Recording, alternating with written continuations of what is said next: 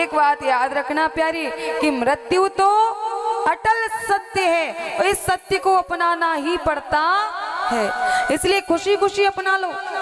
जिस दिन ये मृत्यु आ जाती है ना, उस दिन सारी दुनिया की चिंता खत्म हो जाती है, सारी चिंताओं से तुम्हें मुक्ति मिल जाती है। किसी दिन देख लेना हमको भी ऐसी नींद आएगी, मुझे सब जगाएंगे लेकिन मेरी नींद ना खुल पाएगी। किसी दिन देख लेना मुझको भी ऐसी नींद आएगी, मुझे सब जगाएंगे पर मेरी नींद न खुल पाएगी।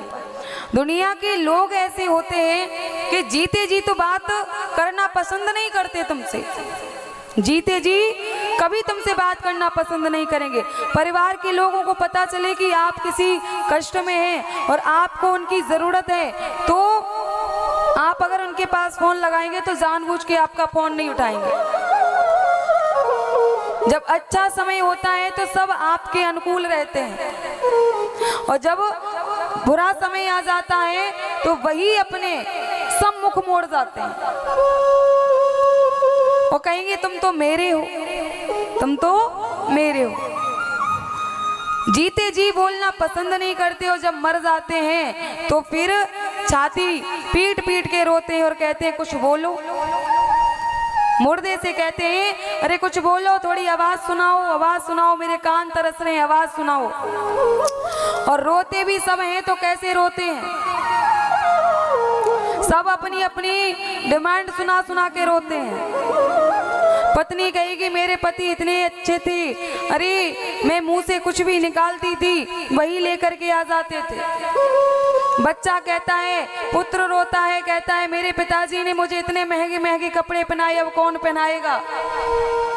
बेटी अलग रोती है, बेटी कहती मेरे पिताजी ने मेरी हर इच्छा पूरी की, अब मेरी कौन ये इच्छाएं पूरी करेगा।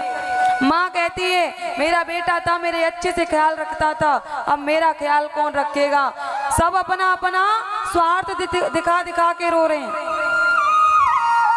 कोई उसकी अच्छाई के लिए रोया नहीं, रोया अपना स्वार्थ है इसलिए रो रहे हैं। तो मृत्यु तो अटल सत्य है, मृत्यु तो आने है। और भागवत जी में दो राजा हुए जो बिल्कुल अलग बुद्धि के, बिल्कुल विपरीत बुद्धि के हुए, महाराज परीक्षित और महाराज कंस। परीक्षित जी को पता चला कि 7 दिवस में मेरी मृत्यु हो जाएगी, मैं मर जाऊंगा। तो वो परीक्षित जी अपना सारा राजपाट छोड़े, सारा घर द्वार छोड़े, वस्त्र आभूषण को त्यागे, अपनी मुक्ति की इच्छा को लेकर के वो परीक्षित जी महाराज शुक्र ताल में बैठे हैं और सुखदेव महाप्रभु के मुख से भागवत कथा को सुन रहे हैं। क्यों? क्योंकि वो मुक्ति चाहते हैं। और महाराज कंस, जिसको पता है कि मुझे मारने वाला साधारण नहीं परमपिता परमेश्वर के हाथों मेरी मौत होगी, फिर भी मृत्यु से बच रहा है, फिर भी मौत से बच रहा है। जो मौत से डर गया वो मर गया, मृत्यु से जो डर गया वो मर गया। इसलिए कभी भी मृत्यु के नाम से डरना नहीं चाहिए, अटल सत्य आएगी। जब तक के लिए जिंदगानी मिली है तभी तक आप अपने सारे फर्ज निभा रहे हैं। जैसे ही ये जिंदगी थमेगी वैसे ही सारे फर्ज उसी दिन थम जाएंगे।